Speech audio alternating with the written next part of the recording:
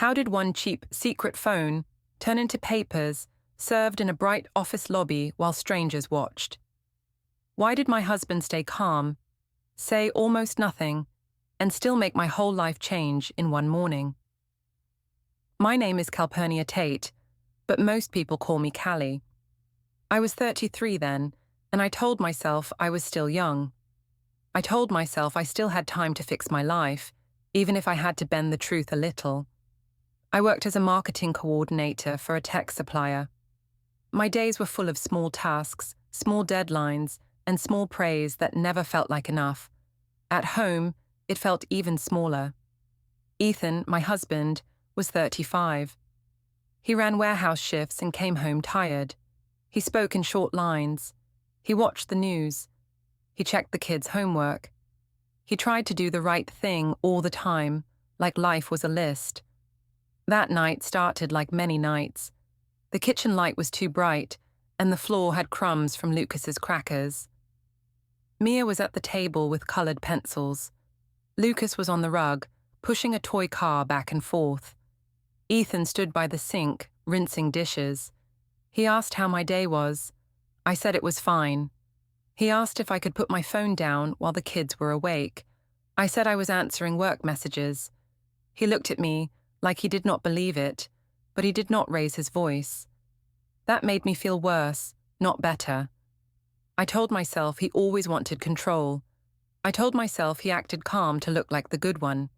When he asked simple questions, it felt like a test. He asked why I smiled at my screen. I said a coworker sent a funny meme. He asked why I stayed in the bathroom so long. I said I was tired and needed quiet. He asked why I was distant. I said he was the one who never noticed me. In my head, I was always explaining. I said to myself that respect follows results, and I had results.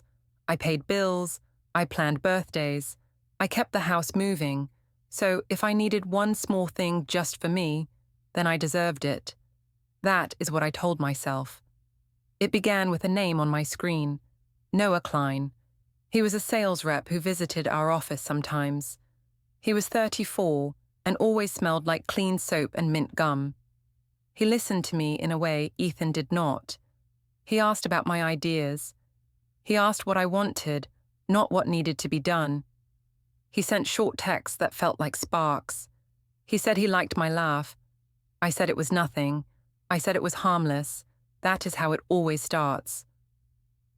At work the next day, the open plan office buzzed with keyboards and quiet talk. I went to the break room to refill my water bottle, and my phone lit up. Noah asked how I slept. I said not great. He said he wished he could help. He asked if I ever felt lonely. I said I did, and I let the word sit there like it was not dangerous. Tori Nguyen walked in and saw me tilt my screen away. She asked if everything was okay. I said I was fine. She said I looked stressed. I said Ethan was being intense at home. I watched her face change. I liked it when people took my side. By lunch, I had a plan. I did not call it a plan. I called it privacy. I told myself it was just to keep my work life separate. I told myself Ethan would not understand. I told myself he would overreact, and that would be his fault. After work, I drove to the supermarket because it was easy to hide in plain sight. The store was bright and cold. I pushed a cart like I was normal. I picked up eggs, bread, juice, and then I walked toward the small electronics shelf near customer service. My heart was beating too fast for such a small thing. A prepaid phone sat in a plastic box. I stared at it like it was a door. At the checkout, I bought the phone and a gift card to load minutes. I added gum and a pack of batteries so it looked like a normal basket. The cashier asked if I wanted a receipt. I said yes. Then I changed my mind and asked if he could throw it away. He shrugged and did it. I still felt the paper in my hand, even when it was gone. I told myself it was smart. I told myself it was careful. When I got home, Ethan asked why I went out so late. I said the kids needed snacks for school. He asked why I did not text first. I said my phone battery was low. He pointed at my phone and asked how it was not low now. I said he was looking for reasons to fight. I said he was acting controlling. He frowned and went quiet. Mia looked up from her pencils and asked if we were mad. I smiled at her and said we were fine. Later, when Ethan took the trash out, I slipped into the garage. The air smelled like dust and old paint. I kept a box of scarves on a shelf, things I did not wear anymore. I opened it and taped the prepaid phone under the bottom layer, inside the cardboard seam. I held it for a second and felt a strange calm. It was like having an emergency exit. I told myself I was not doing anything real. I told myself texting was not the same as cheating. I told myself words were just words. That night, I lay in bed next to Ethan while he scrolled on his phone. He asked if I wanted to talk. I said I was tired. He asked why I turned away. I said the light bothered my eyes. He sighed and put his phone down. I waited until his breathing slowed. Then I got up quietly, went to the bathroom, locked the door, and took out my real phone. Not the one Ethan knew. Noah asked if I missed him. I said I did. He asked if I felt guilty. I said Ethan pushed me away first. I typed it fast, like speed could make it true. Noah said he liked that I was brave. I stared at the word brave and felt proud, which now seems ugly. I told myself I was taking my life back. I told myself Ethan did not get to own all of me. The next morning, Ethan opened the junk drawer to find scissors. He paused. A new charger sat under the rubber bands. I had put it there without thinking. He held it up and asked what it was for. I laughed too quickly and said it came with my work headset. He asked why it was not at work. I said I forgot. He nodded, but his eyes stayed on me for one extra second. At breakfast, Mia asked why I was on my phone again. I said I was checking the school calendar. Lucas asked if we could go to the park. I said maybe later. Ethan asked if I could be present with the kids. I said he was being unfair and dramatic. He did not argue. He put toast on Lucas's plate and poured Mia's juice like a careful robot. Before he left for his shift, I saw him glance at the wall calendar. He tapped something into it with a pen, neat and slow. I did not know what he wrote. I told myself it was nothing. I told myself he was just trying to look busy. Then he turned and asked me, calm as ever, if there was anything I needed to tell him. I smiled and said no. I watched him walk out the door, and I felt two things at the same time. I felt safe because he believed me, and I felt angry because he did not fight harder to keep me. 2 days after the charger thing, I decided I needed air.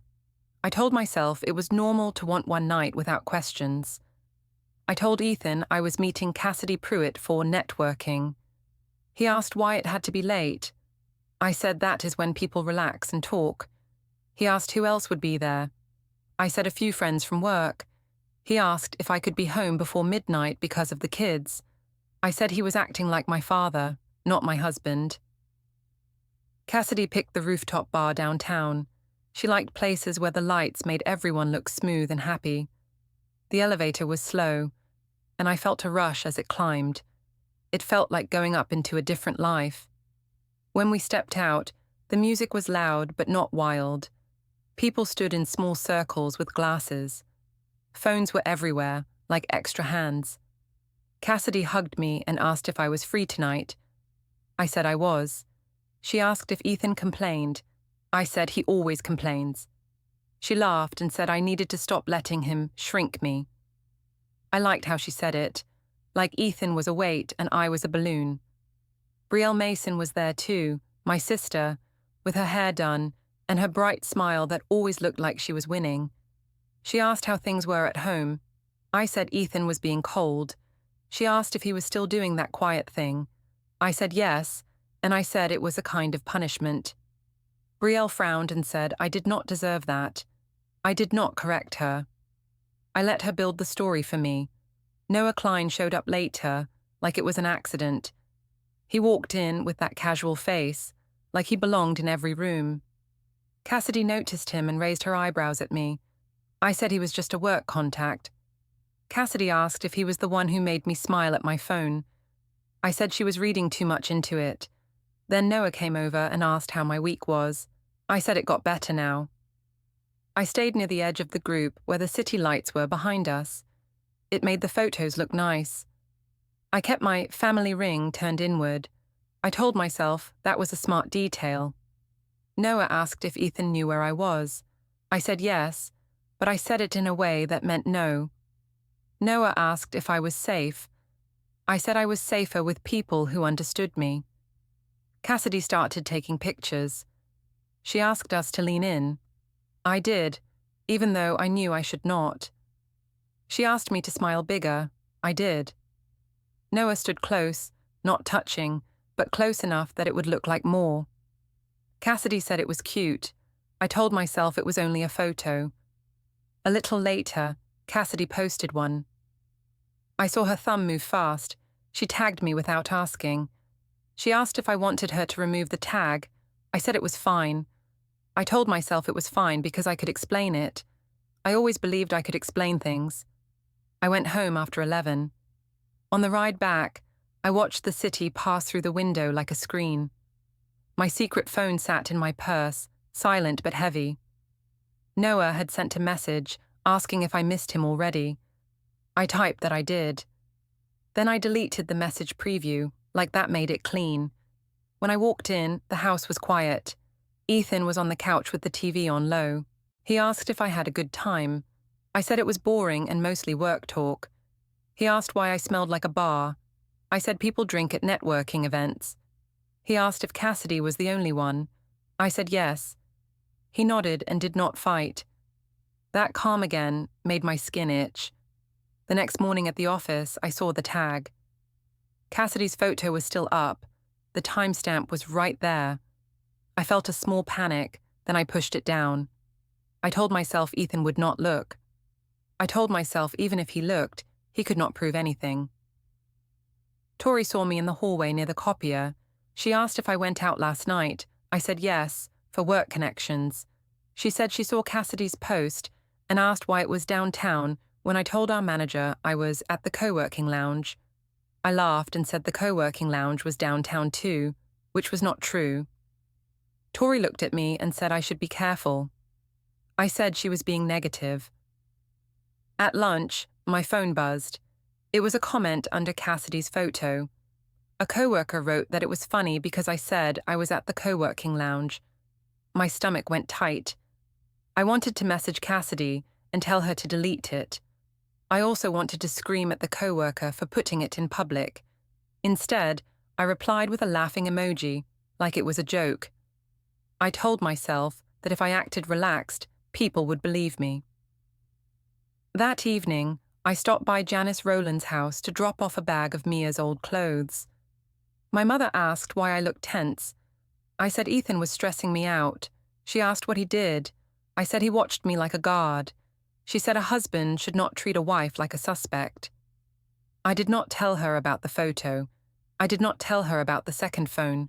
I just let her get angry at Ethan for me. It felt like having backup.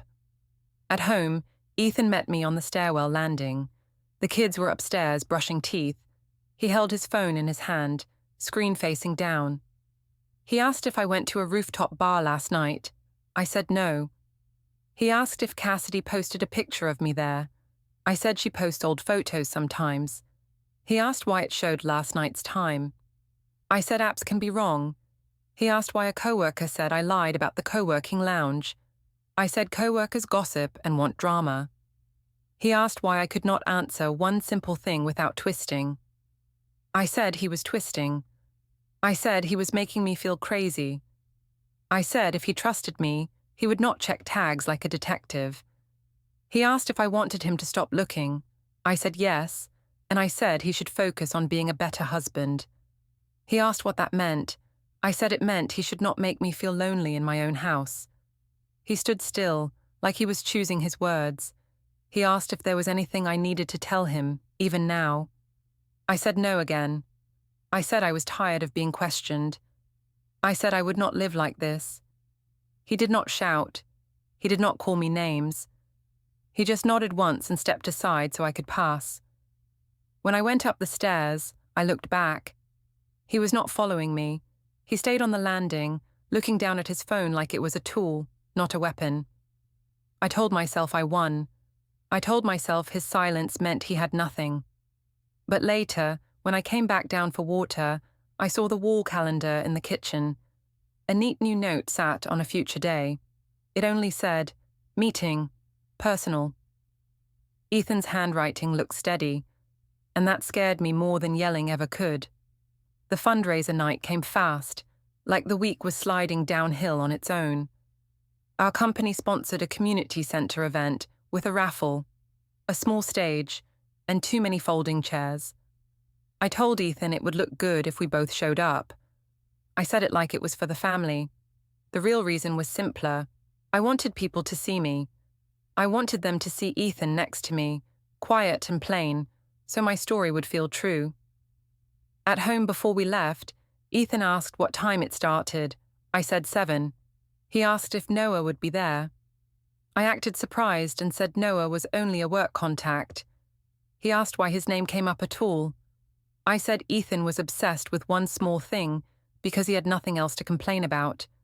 He did not argue. He just helped Mia put on her sweater and tied Lucas's shoes.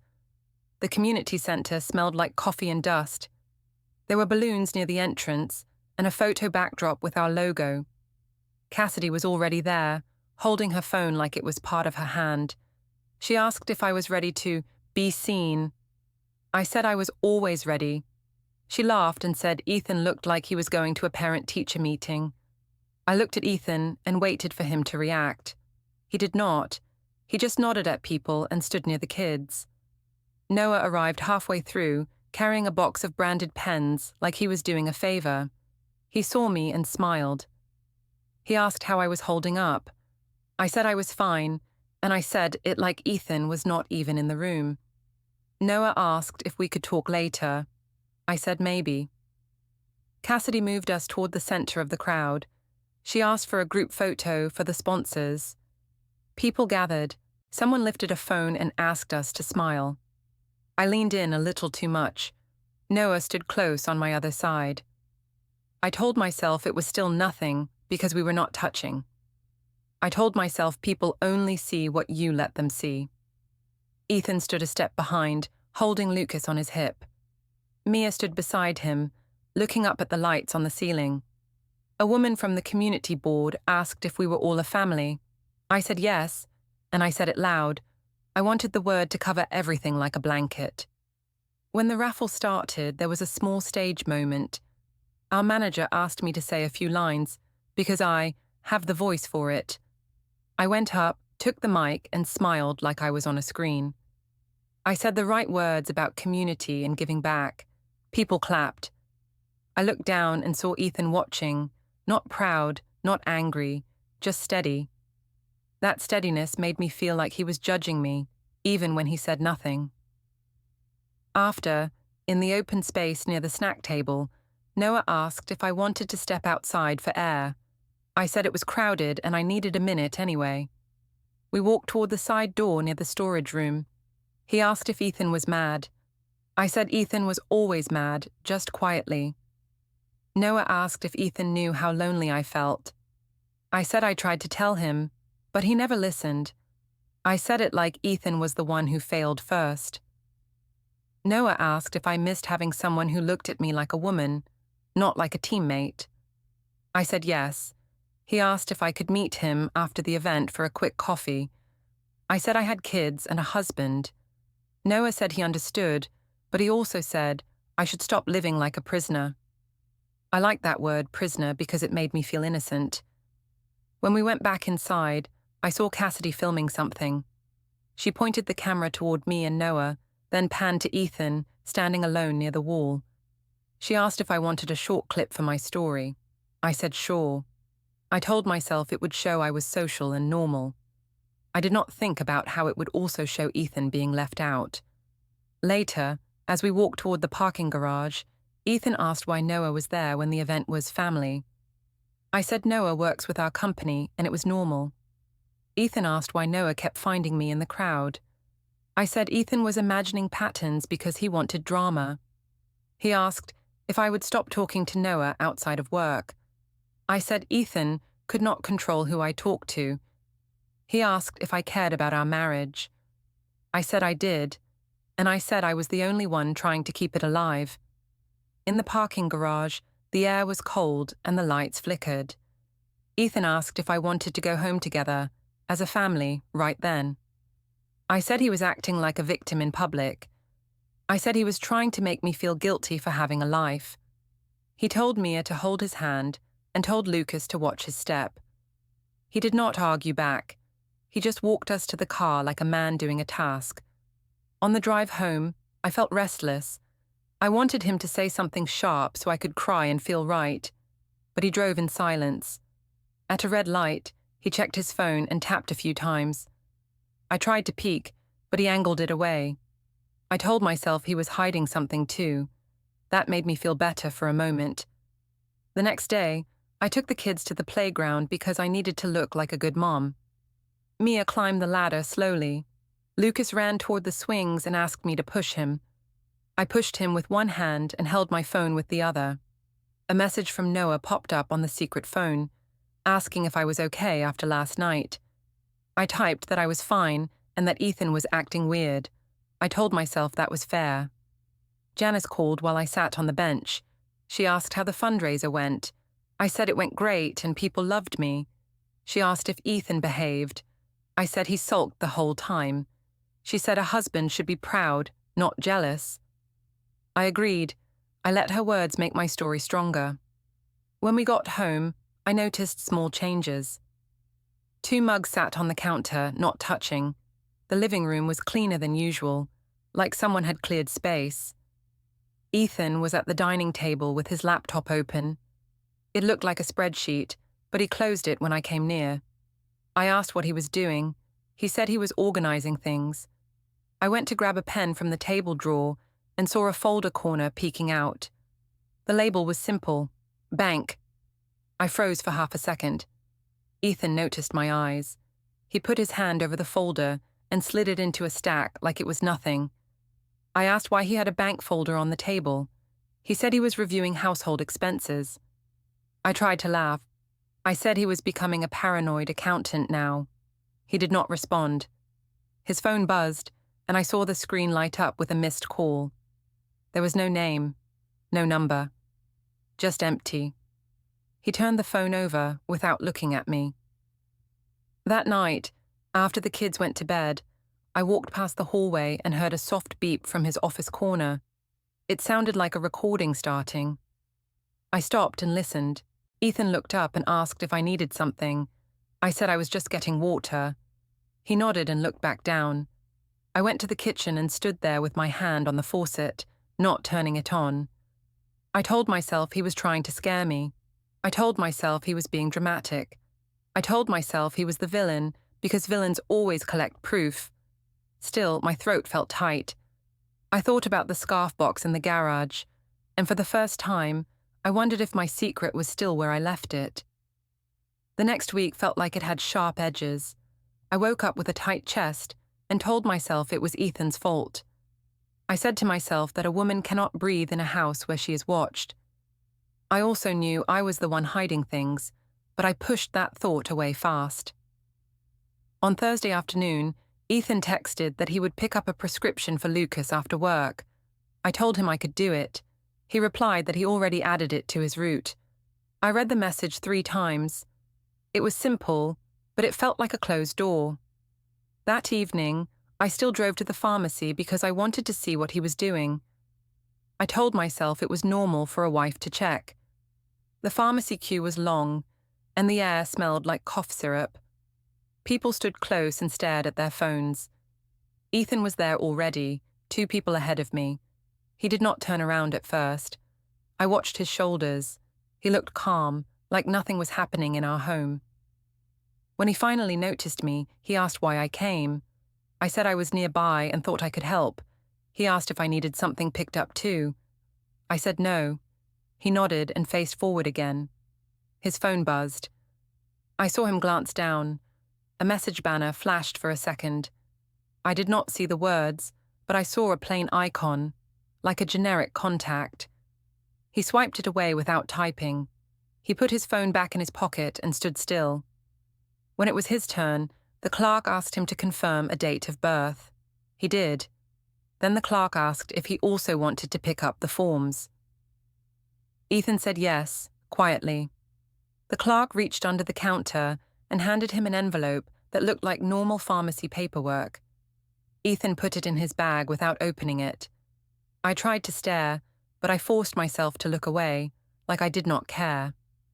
In the car outside, Ethan asked if I wanted to talk about what happened at the fundraiser. I said there was nothing to talk about. He asked if I thought the kids noticed the tension. I said the kids noticed him being cold, not me. He said he did not want them to live inside our fights. I said then he should stop making everything a fight. On the drive home, I opened my secret phone in my lap and typed one short message to Noah. I said Ethan was being weird again. Noah replied that Ethan sounded controlling. I felt relief, like Noah was a judge who always ruled in my favor. The next night, my mother planned a family dinner at a restaurant with a long table. She said she wanted everyone together. When I heard that, I knew it was not about togetherness.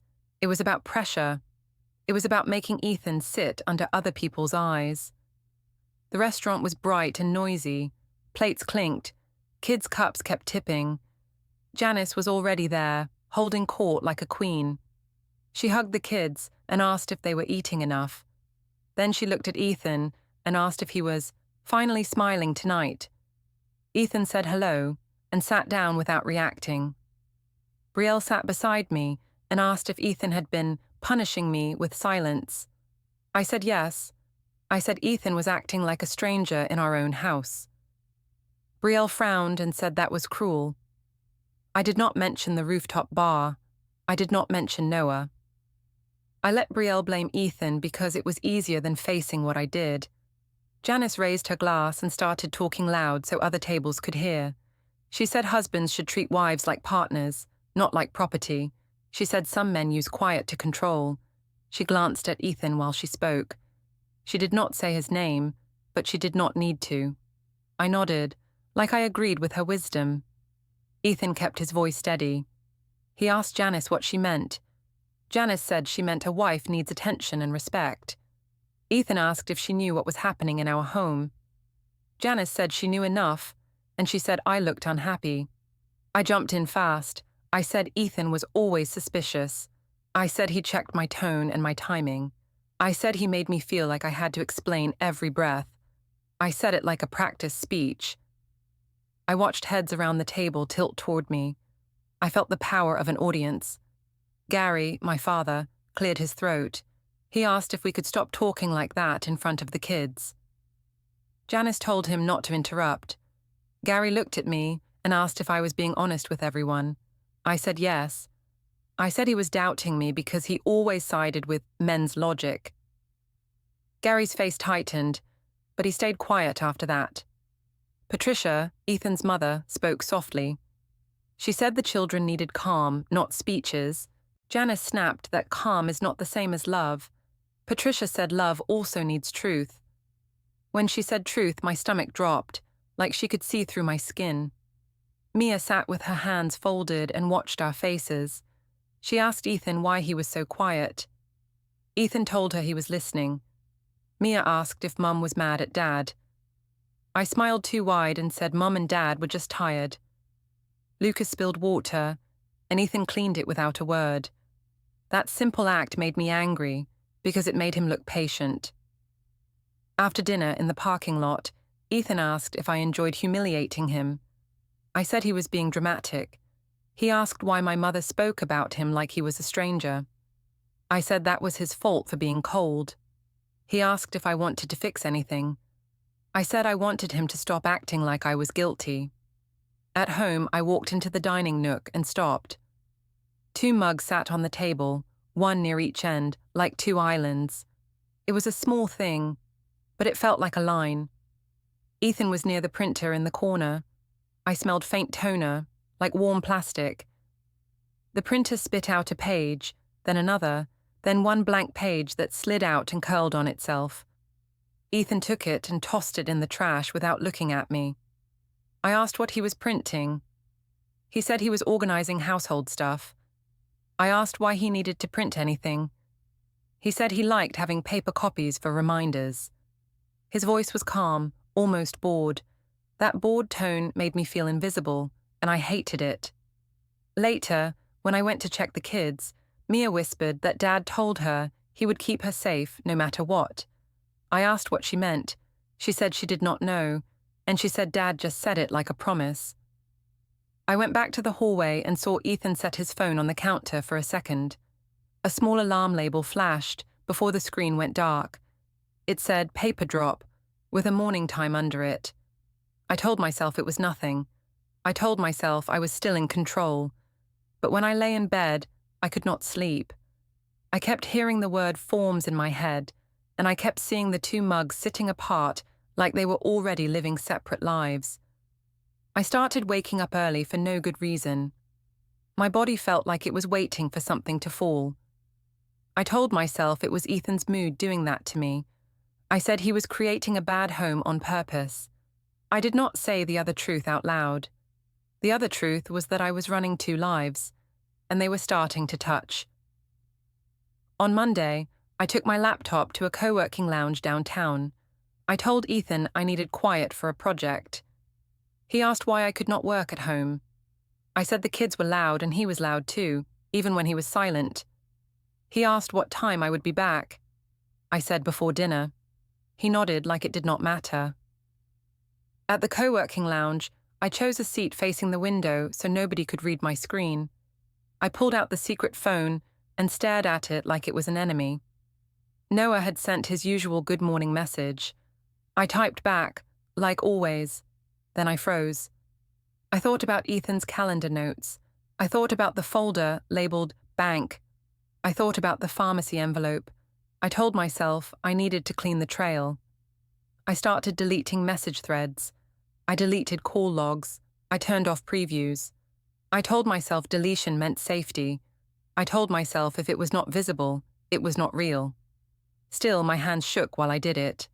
A barista called my name for coffee, and I jumped like someone touched me. Noah asked why I went quiet. I said I was busy. He asked if Ethan was getting worse. I said Ethan was acting like a police officer. Noah said I deserved better.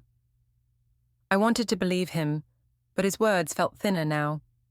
I asked if he could slow down with messages for a while. He replied that he missed me and that it was hard. I told myself he was needy. I told myself I was the one taking the risk, not him. I texted Brielle next. I asked if she remembered the night I said I was with her. She replied that she remembered, but she also asked why it mattered now. I said Ethan was being unfair, and I might need her to back me up. Brielle said she did not like lying. I told her it was not lying if it was protecting family. She sent a long pause, then said she did not want to be in the middle anymore. I felt anger rise. I told myself she was selfish. That afternoon, I posted a family photo from months ago. It was Ethan holding Lucas on his shoulders at the park. I wrote a caption about being grateful. I wanted the world to see stability. I wanted the post to be a shield. Cassidy commented with heart emojis and said, "Love wins." I watched the likes come in, and I felt a rush that was almost calming. Ethan did not like the post. He did not comment. When I came home, he was making pasta for the kids. Mia was setting forks. Lucas was running circles around the table. Ethan asked if my project went well. I said yes. He asked if I could pick Mia up from school tomorrow because he had a commitment.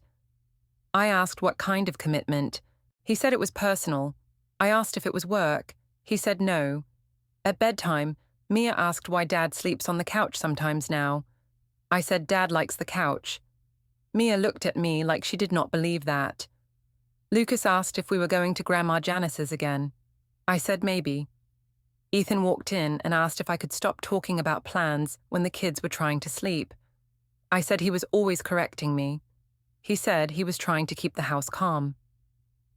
The next day at the school pickup line, another parent waved at me. She said she saw me downtown a lot lately. I forced a laugh and said I had work meetings.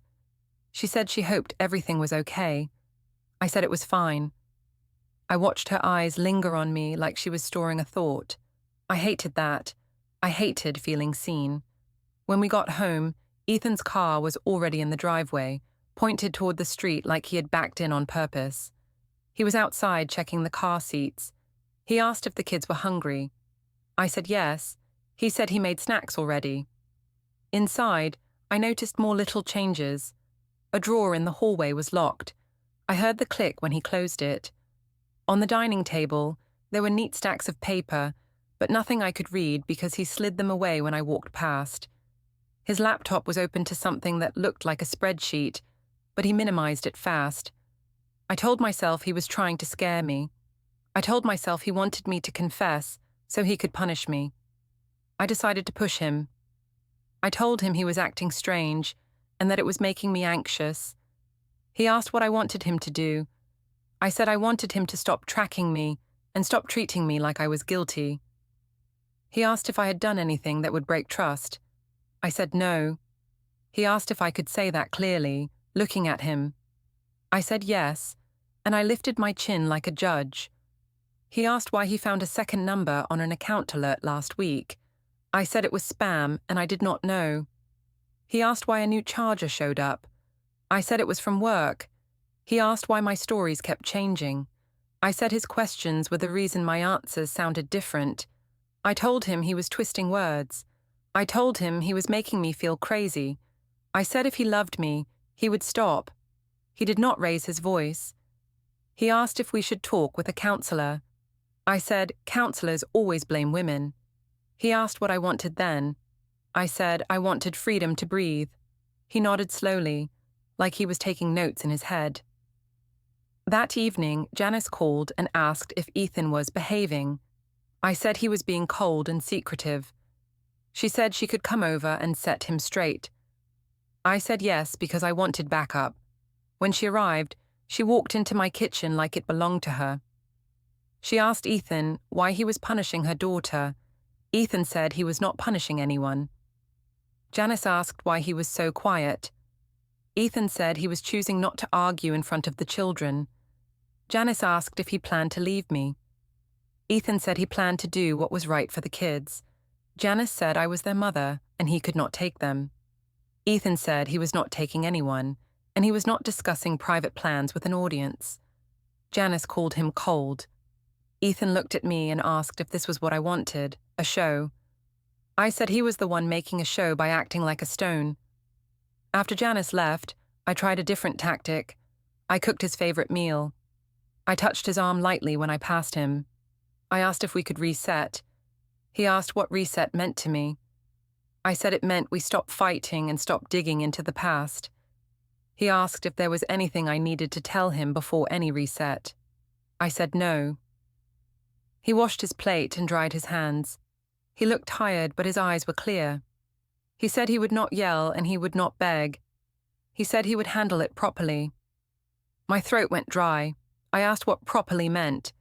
He said it meant the right way, with facts, not feelings. Then he picked up his keys. I watched him walk into the garage. My heart pushed against my ribs. I followed quietly, like I was just getting a bag of trash. The shelf was there. The scarf box was there.